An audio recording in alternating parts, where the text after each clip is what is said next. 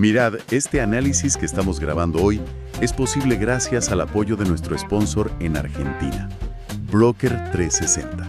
Si estáis por Argentina o planeáis viajar, de verdad tenéis que conocerlos. Gestionan pólizas de seguros para todo, Autos, hogar, comercio, vamos, lo que necesitéis. Tenéis su WhatsApp, su página web y su mail en la pantalla o aquí en la descripción para contactarlos fácilmente. Una vez más, gracias a Broker 360 por apoyar este espacio. Nos encanta trabajar con vosotros. Hola y muy buen martes para todos. Hoy arrancamos, haciéndonos eco de la nota de un oyente que nos decía: sí, hace un frío bárbaro aquí en Estados Unidos. Y vaya si lo hace. Pero esa es la pregunta del millón. ¿Este frío polar es la única razón del tremendo, casi histórico aumento del precio del gas que hemos visto? ¿O hay algo más cociéndose debajo? Hoy vamos a sumergirnos a fondo en esa subida del precio del gas natural en Estados Unidos durante este enero de 2026. Y para ello, tenemos sobre la mesa informes de mercado de Wood Mackenzie y VT Markets, datos del gobierno estadounidense, de la EIA, y noticias de Barchart y Bloomberg. El objetivo es, desentrañar la tormenta perfecta de factores que ha provocado esta volatilidad. Vamos, que queremos ver qué demonios ha pasado para que el precio se dispare así. El punto de partida, evidentemente, es el tiempo. La tormenta invernal Forn. Y las fuentes no hablan de una simple ola de frío, Usan términos como extremo ártico. Por lo visto, la causa ha sido una combinación de un colapso del vórtice polar estratosférico y un fenómeno que llaman bloqueo de Groenlandia. Esto básicamente ha creado una cúpula de aire gélido que se ha quedado atrapada sobre la mitad este del país. Y para que nos hagamos una idea de la magnitud, no es solo que haga frío, es la intensidad y sobre todo la duración. Hablamos de temperaturas de entre 15 y 30 grados Fahrenheit, por debajo de la media. Eso es, entre 8 y 17 grados Celsius menos de lo normal para esta época. El ejemplo de Chicago que citan las fuentes es brutal. Una sensación térmica de menos 35 Fahrenheit. Son casi menos 37 Celsius. Es un frío que, paraliza la vida normal. Claro, porque el impacto humano va más allá de un número. Las fuentes hablan de más de 200 millones de personas afectadas, pero ¿eso qué significa en el día a día? Supongo que hablamos de colegios cerrados, negocios que no abren, carreteras cortadas. Exactamente. Significa eso y mucho más. Se hacen comparaciones directas con la tormenta invernal Uri de 2021, que muchos recordarán por los apagones masivos y la crisis que provocó en Texas. Y quienes lo vivieron allí, lo recuerdan perfectamente. Fue una lección durísima sobre la fragilidad de la red que, por lo visto, no se ha terminado de aprender. El impacto es sistémico. La consecuencia más inmediata, claro, fue un pico de demanda de calefacción masivo, absolutamente masivo. La proyección era que la demanda total de gas en EUS alcanzara un récord histórico de 156.000 millones de pies cúbicos en un solo día. Eso pone las redes eléctricas como PJM en el noreste, MISO en el medio oeste y, por supuesto, ERCOT en Texas al límite absoluto. De acuerdo. La demanda por las nubes, todo el mundo encendiendo la calefacción a la vez. Es lógico, pero eso solo explica una parte de la historia, ¿verdad? Porque el problema realmente se complica cuando miramos al otro lado de la balanza, a la oferta. Has dado en el clavo. Ahí es donde la situación pasó de ser grave a ser Crítica. El problema es que esta masa de aire ártico llegó mucho más al sur de lo habitual. Afectó a cuencas de producción de gas importantísimas como el Pérmico o Haynesville, en Texas y Luisiana. Y claro, la infraestructura en esas zonas no está winterizada, no está preparada para soportar un frío tan extremo y sostenido como la que puede haber en Dakota del Norte. Y ahí es cuando aparece el término clave que hemos leído en todos los informes, los freeze-offs. Efectivamente. Un freeze-off es un fenómeno muy simple, pero con consecuencias devastadoras. La humedad que siempre está presente en el gas natural se congela a la salida del pozo. Se forman hidratos de metano, que es básicamente hielo, y literalmente taponan las tuberías. Es como una arteria que se obstruye por completo y bloquea el flujo de sangre. El impacto en la producción fue brutal. Espera, que tengo el dato aquí. La producción de gas en EEVU venía de un récord de unos 110.000 millones de pies cúbicos diarios el 12 de enero y se desplomó a un mínimo de 2 años, 92.6 mil millones el 25 de enero. Es una pérdida de casi 17.4 mil millones de pies cúbicos al día. Para poner esa cifra en perspectiva, ¿cuánto es eso? Es suficiente para abastecer a un país entero. Es una cantidad colosal. Para que te hagas una idea, el consumo medio diario de un país como España ronda los 3.000 millones de pies cúbicos. Es decir, la producción que se perdió en un solo día en Estados Unidos por el frío equivale a casi 6 veces el consumo diario de toda España. El informe de Wood Mackenzie que mencionabas es muy claro. Solo el 25 de enero, los freeze-offs eliminaron 17.000 millones de pies cúbicos de producción. Una cifra que roza el récord de la fatídica tormenta Uri. Y no solo eran los pozos, ¿eh?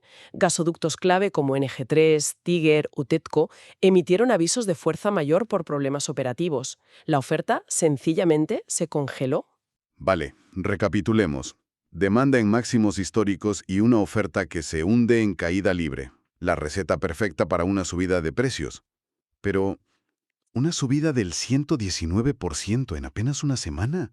Eso suena a que algo más estaba pasando en los mercados financieros, ¿no? No puede ser solo oferta y demanda. No, no lo es. Y esa es la tercera pata de esta tormenta perfecta. La subida se vio amplificada de forma explosiva por el posicionamiento que tenían los propios operadores del mercado. Lo que es fascinante aquí es el contexto previo a la tormenta. El sentimiento era abrumadoramente bajista y tenía su lógica. El invierno hasta ese momento había sido muy suave y los niveles de almacenamiento de gas eran muy cómodos, un 6,1% por encima de la media de los últimos 5 años. Así que muchísimos especuladores, fondos de inversión, estaban apostando a que los precios iban a bajar. Vaya, o sea que el mercado estaba apostando a lo grande a que los precios bajarían justo antes de que llegara una de las peores olas de frío de los últimos años. Alguien debió de perder hasta la camisa con eso. Muchísima gente perdió muchísimo dinero. Los datos del regulador, la CFTC, mostraban una posición neta corta, es decir, apuestas a la baja, enorme. 77.014 contratos en el Henry Hub. Cuando el frío llegó y los precios empezaron a subir, todos esos operadores se encontraron con pérdidas masivas y se vieron obligados a comprar futuros de gas para cerrar sus posiciones y limitar la sangría. Esa compra forzada crea un ciclo vicioso. Compran para cubrirse, eso impulsa los precios aún más, lo que obliga a otros a comprar. Es lo que se conoce como un short squeeze, una liquidación forzosa de posiciones cortas. El resultado fue ese cohete, ese 119% en el contrato de febrero que superó los $6 por millón de BTU por primera vez desde finales de 2022. Hacemos una pequeña pausa para recordaros algo. Si os gusta lo que estáis escuchando hoy, os invitamos a suscribiros al canal, a dejar vuestro like y sobre todo a comentarnos qué temas os gustaría que abordemos en los próximos análisis. En la descripción de este video vais a encontrar 2 enlaces importantes. Uno a nuestro patrocinador Broker 360 y otro a PayPal por si queréis apoyar este proyecto. Vuestro aporte de verdad ayuda mucho a que sigamos haciendo contenido como este. No pedimos más que el importe de un café, así que gracias por vuestro apoyo. Y lo que de verdad desató el pánico entre los que apostaban a la baja no fue solo el pronóstico del tiempo, fue el primer dato oficial de retirada de gas de los almacenamientos. Ahí se dieron cuenta de que el problema no era cuánto gas había, sino a qué velocidad se podía sacar. La famosa capacidad de entrega o deliverability. Expliquemos esto bien porque me parece que es la clave oculta de toda esta historia. Es un concepto que lo cambia todo. Totalmente.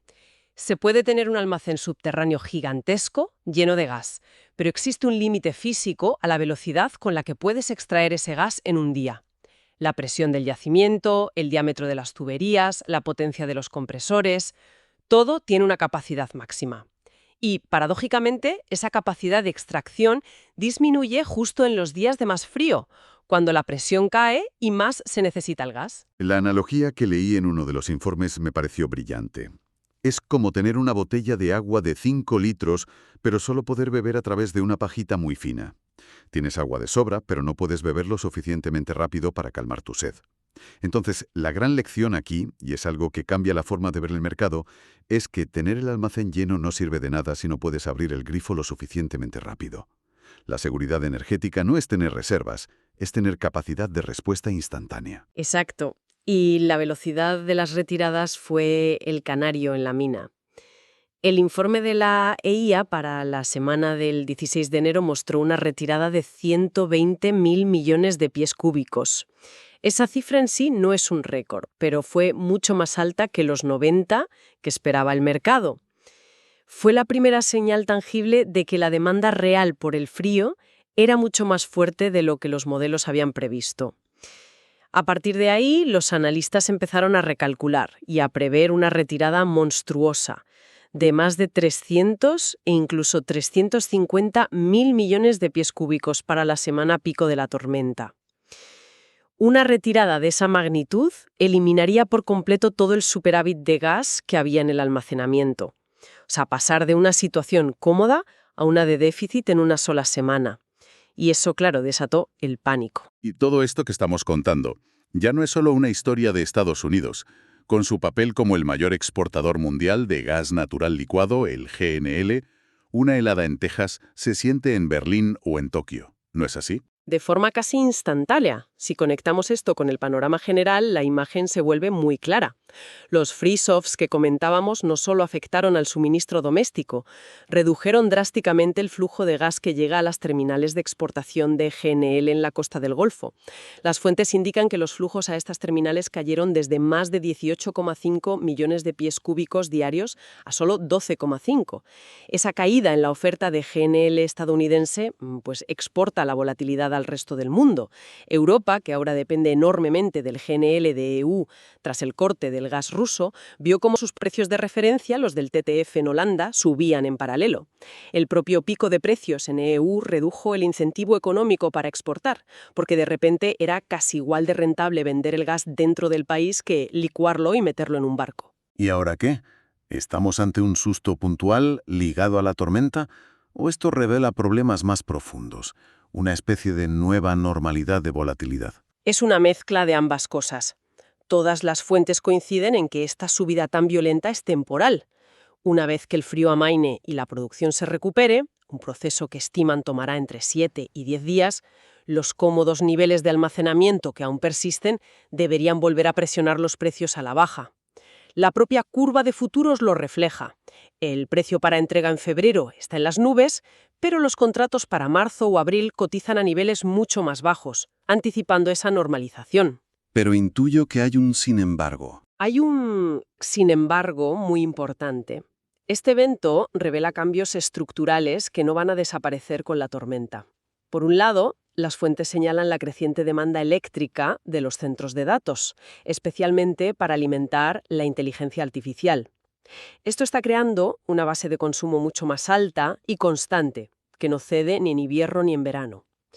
Por otro, la continua expansión de la capacidad de exportación de GNL significa que el mercado estadounidense está estructuralmente más ajustado. El margen de maniobra ante shocks climáticos como este es cada vez menor, lo que probablemente se traducirá en una mayor frecuencia de estos picos de volatilidad en el futuro. En resumen, lo que hemos visto ha sido una auténtica tormenta perfecta. Se ha combinado un factor climático extremo, como la tormenta Ferm, un shock de oferta masivo por los freeze-offs que paralizaron la producción, y un mercado financiero que fue pillado completamente a contrapié, con demasiadas apuestas a la baja, lo que provocó esa liquidación en cadena. Y la lección principal que extraemos de las fuentes es que el paradigma ha cambiado. Ya no basta con mirar el inventario total de gas en almacenamiento para saber si el mercado está tranquilo. La clave ahora es la capacidad de entrega diaria y cómo responde todo el sistema, desde el pozo hasta el consumidor final, pasando por los mercados globales de GNL, a estos shocks cada vez más intensos y frecuentes. Y todo en un mercado que ya está globalmente interconectado. Y esto nos deja con una reflexión final, considerando que estos fenómenos meteorológicos extremos son cada vez más frecuentes y que el mercado del gas de Estados Unidos está más ligado que nunca a la demanda mundial. ¿Qué significa realmente la seguridad energética para el consumidor medio? ¿Se trata solo de tener suficiente gas para pasar todo el invierno? ¿O de ser capaces de sobrevivir a estos breves y violentos picos de precios que parecen estar convirtiéndose en la nueva normalidad? Y con esto llegamos al final de este análisis de hoy. Esperamos que os haya gustado, que hayáis aprendido algo nuevo y que nos acompañéis en el próximo. Una vez más, muchas gracias a Broker 360 por hacer posible este programa. Nos reencontramos muy pronto. Recordad que en la descripción de este vídeo se encuentran los enlaces a nuestro patrocinador y a PayPal por si nos queréis ayudar. Gracias una vez más.